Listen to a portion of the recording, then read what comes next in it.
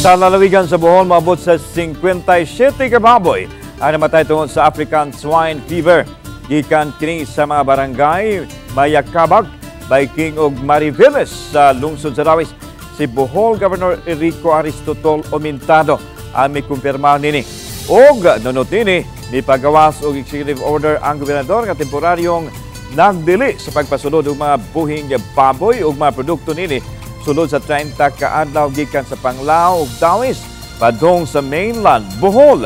Sukad niadtong Abril 18 ug molungtad sa Mayo 18 ang pagdili nga maora usab ang fiesta season sa lalawigan.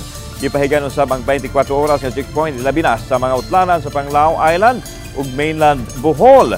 Nagpatuman usab og stamp sa mga residente sa Panglao nga moagi sa checkpoint ug kunwa moagi gyud sa makuting pakisusi ug proseso.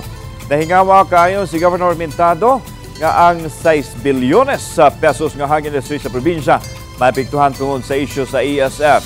Sa miaging tuig, 80 ka mga baboy ang nagpositibo sa ASF sa barangay San Vicente, lungsod sa Pilar, apan paspas kini nga napakka.